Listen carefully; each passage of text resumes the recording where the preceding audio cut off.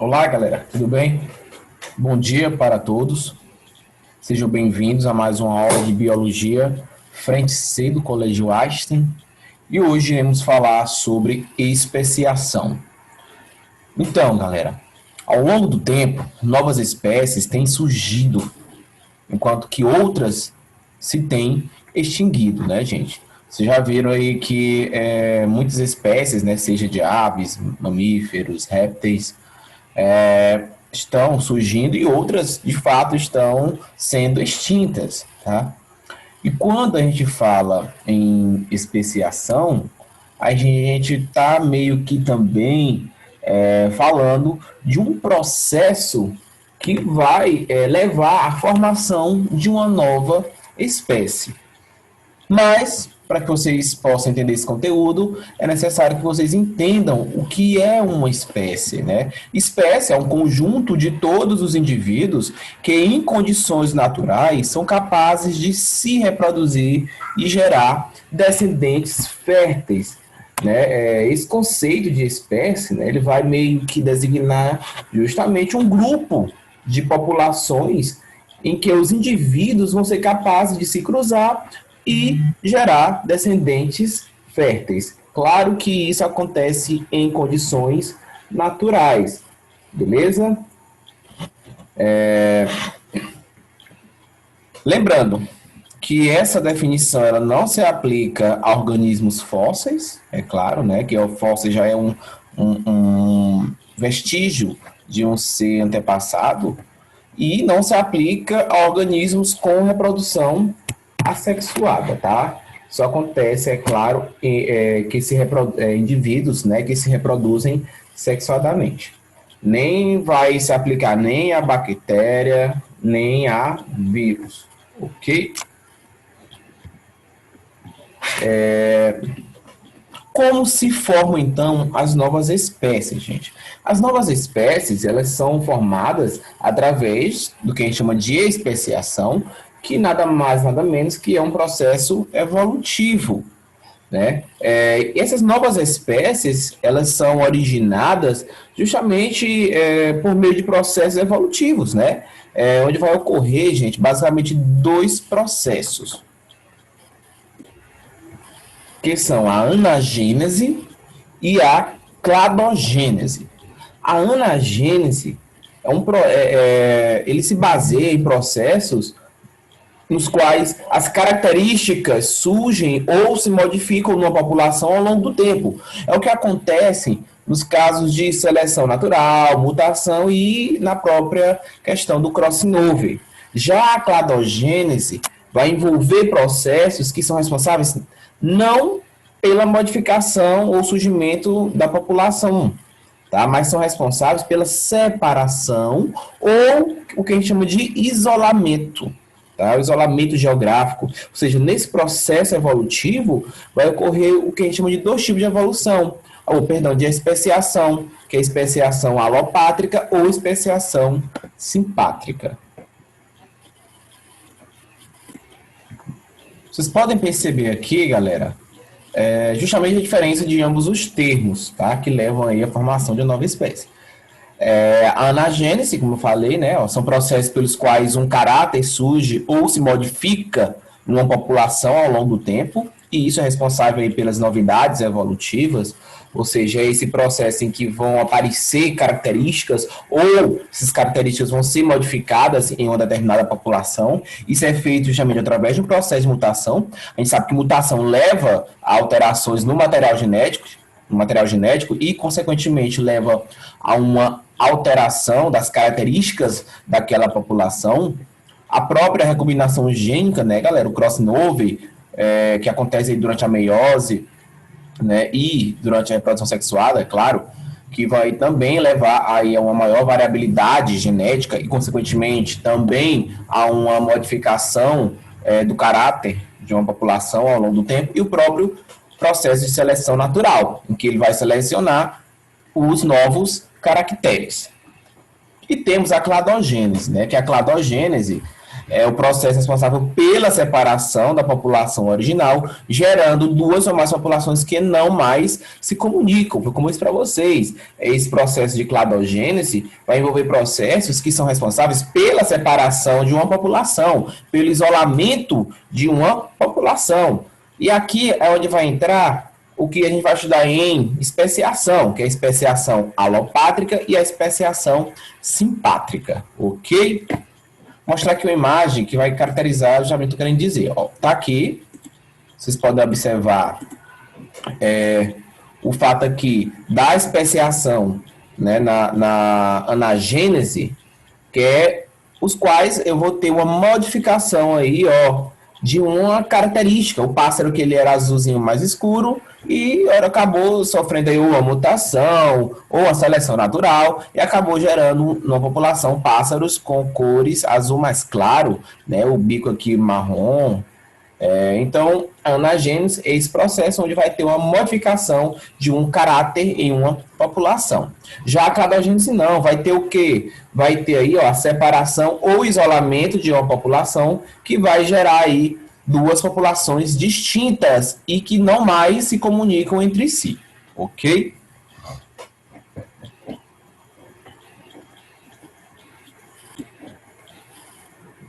Está aqui o quadro da anagênese e o da cladogênese, que foi o que eu acabei de explicar das aves. Então, galera, a especiação é um processo evolutivo através do qual as espécies são formadas. A especiação é o surgimento aí de uma ou mais espécies a partir de uma população ancestral. Tem uma população ancestral que vai dar origem aí, ao surgimento, né, de uma ou mais espécies. E, claro, gente, esse processo ele vai envolver mecanismos de diferenciação genética, que isso vai impedir que vai impedir, claro, a reprodução aí entre duas populações. E pode ocorrer, né, por vários fatores, como eu falei para vocês, entre eles o próprio isolamento geográfico. Quando ocorre, galera, um isolamento geográfico, né, que é a separação aí de espécies, novas espécies podem surgir através de um processo de seleção natural, tá? Até porque os próprios locais, né, os próprios ambientes diferentes vão acabar proporcionando essa seleção natural. Ou seja, como tem uma barreira geográfica, né, entre essas populações, elas não vão mais se comunicar, essas populações não vão mais se cruzar. Então, com o tempo, vai ocorrer até mesmo isolamento reprodutivo e levando ao surgimento aí de novas espécies, tá? Essa especiação, galera, ela pode ocorrer em locais onde não há uma separação de espaço, como eu acabei de falar, tá? Entre os indivíduos de uma população, ou pode, por exemplo, ocorrer por conta aí de uma redução do fluxo gênico. Tá? Ou seja, quando a população é grande, né, quando a população ela ocupa territórios grandes, né, pode ocorrer o que a gente chama de redução do fluxo gênico e, consequentemente, daí essa redução do fluxo gênico ela é consequência da reprodução que ocorre apenas entre grupos que vivem próximos. E a partir disso, galera, a gente vai entrar nos dois tipos de especiação, tá? Que é a especiação alopátrica e a especiação simpátrica.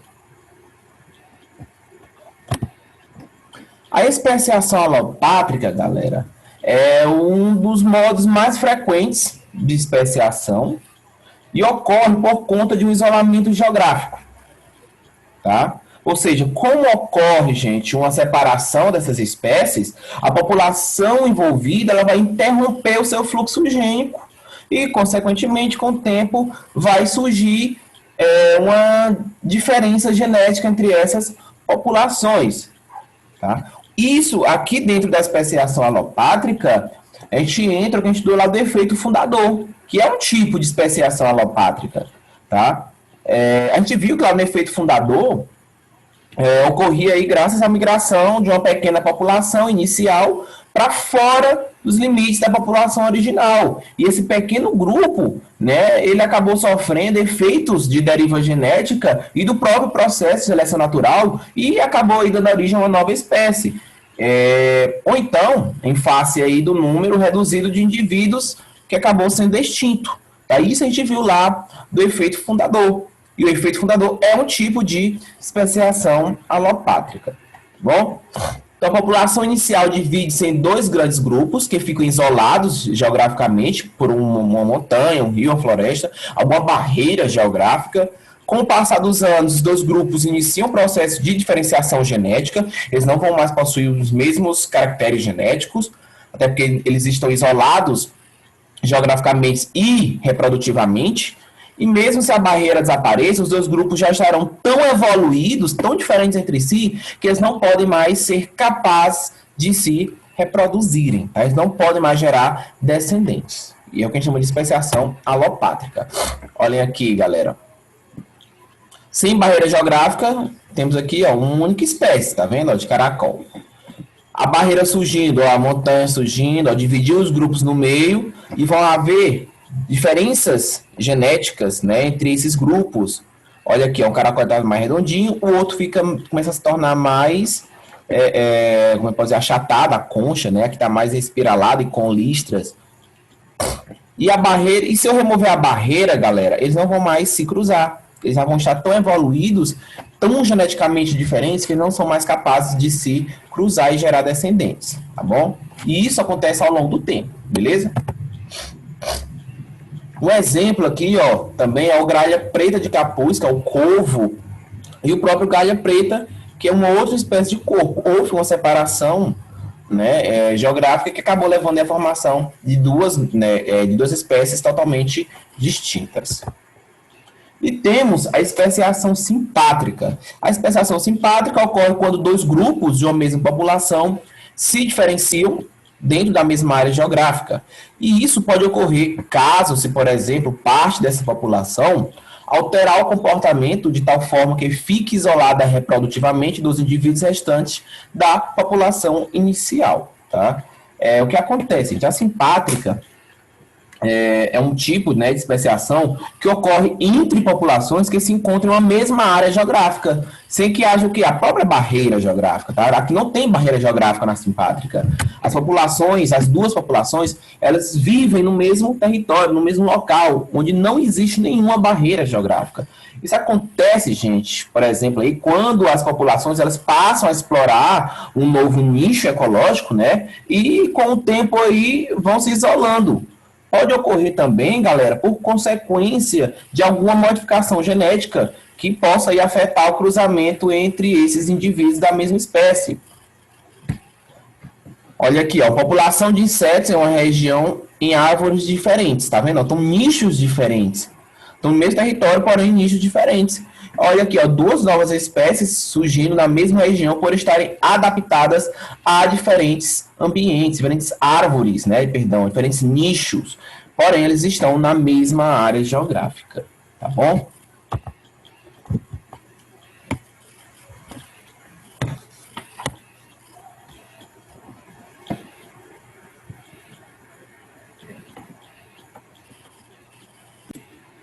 Novamente, mostrando para vocês aqui, ó, a especiação alopátrica, que ocorre por conta aí de um isolamento geográfico.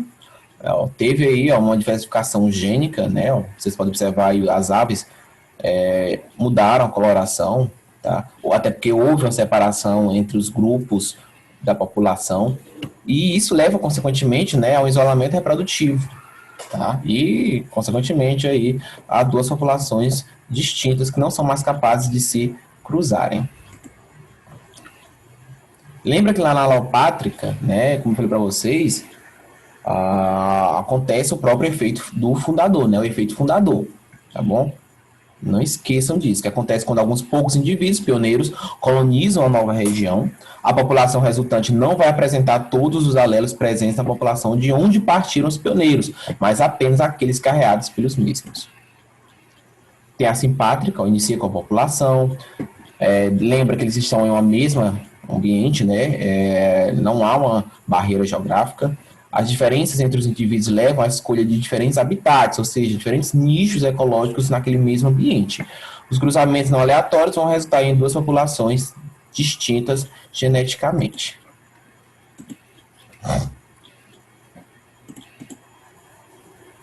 Agora a gente vai falar dos mecanismos de isolamento reprodutivo que atuam na especiação.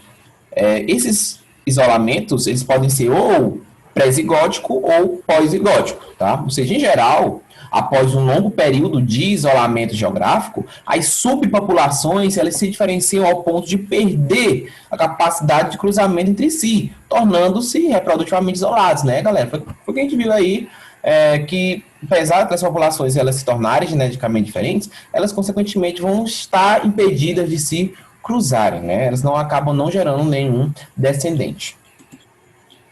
Vamos lá, os mecanismos de isolamento reprodutivo pré-zigótico são aqueles que impedem a fecundação, ou seja, por isso que eu chamo pré-zigótico, ocorre antes da formação do zigoto, né? Eles causam empecilhos que são relativos à fecundação dos gametas, impedindo que haja a formação do zigoto. É o caso aqui, por exemplo, isolamento de habitat, né? Ou isolamento espacial. Indivíduos de espécies diferentes podem selecionar lugares no ambiente para viver. Como resultado, estão isolados reprodutivamente pela sua localização, gente, tá? É o caso aqui, ó, dos leões, dos tigres, tá? Que eles não podem se reproduzir, tá? Não podem gerar descendentes. Tem o isolamento sazonal ou temporal, em que as épocas de acasalamento ou de florescimento ocorrem em estações diferentes, ou seja, galera, esse isolamento sazonal ou temporal, ele é caracterizado geralmente por conta da própria época, né, gente? As duas espécies, elas acabam tendo aí períodos de atividade sexual em diferentes épocas do ano, tá? Então, como a atividade sexual ocorre em diferentes épocas do ano, vai ocorrer de não ter o mesmo período de reprodução, tá? É muito comum isso acontecer, gente, com plantas, né, cujas flores elas vão amadurecer em diferentes estações do ano. Olha aqui, ó, plantas de uma mesma região cujas flores amadurecem em diferentes épocas do ano, em diferentes estações.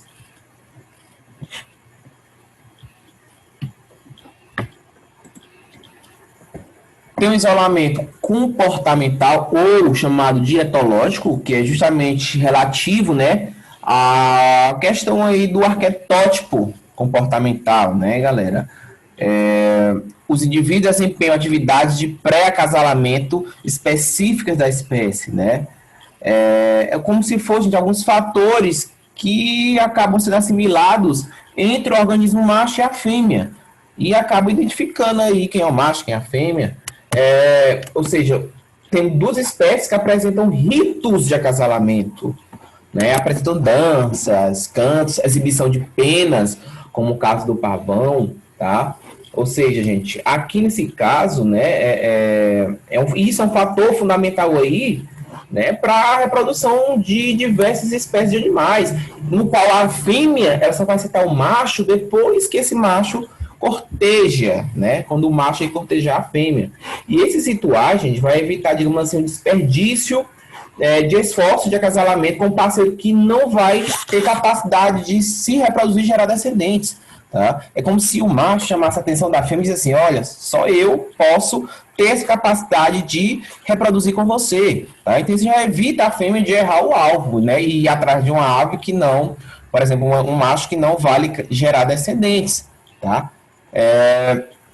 Um caso aí, por exemplo, né, os feromônios, né, tem animais que sentem os feromônios do macho, a exibição da cauda, né, do macho, que exibe a cauda aí como uma forma de cortejar a fêmea.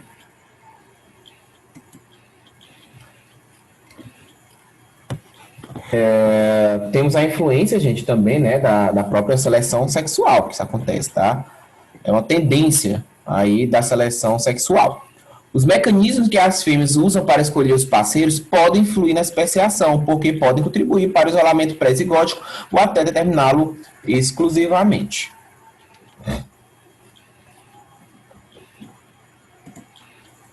Temos o isolamento mecânico, tá? O isolamento mecânico ocorre quando tem diferenças morfológicas E essas diferenças morfológicas, ou seja, aí o tamanho do órgão, a forma do órgão, acaba evitando o acasalamento, né? Acaba evitando aí a união dos gametas de espécies diferentes por conta do tamanho ou então forma do órgão diferente, tá? Sem órgãos sexuais que são compatíveis, não tem como gerar indivíduos semelhantes, né? Não tem como gerar indivíduos, tá?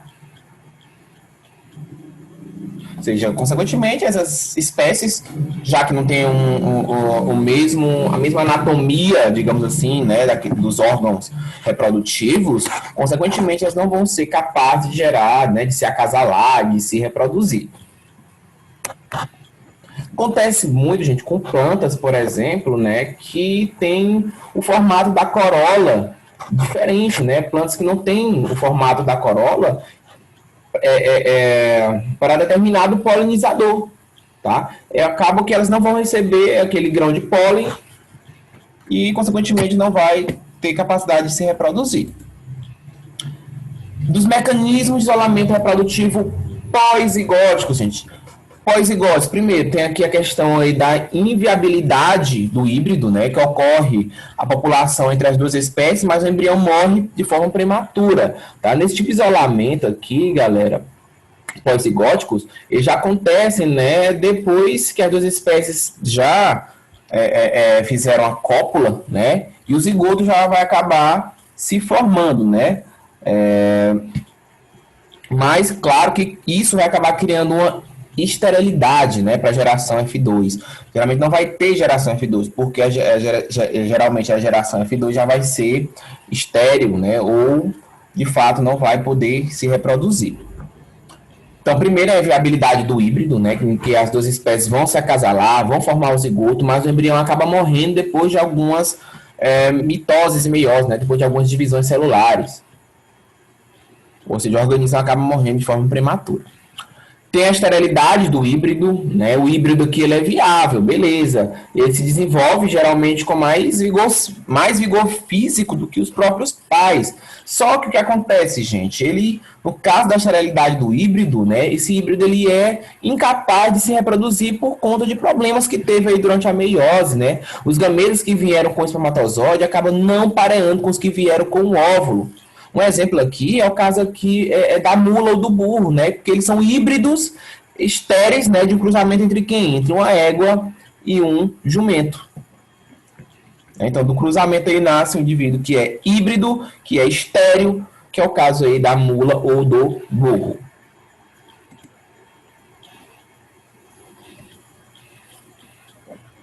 Beleza, galera? Essa foi a nossa aula de hoje, tá? Onde a gente abordou aí a especiação, os tipos de especiação, que foi alopátrica e simpátrica. Vimos a questão aí dos mecanismos pré e pós-zigóticos. Próxima aula a gente vai falar sobre a evolução humana, galera, tá? Vamos falar aí sobre nossos ancestrais humanos, beleza? Obrigado, galera, pela atenção. Boa semana de estudos e até a próxima aula.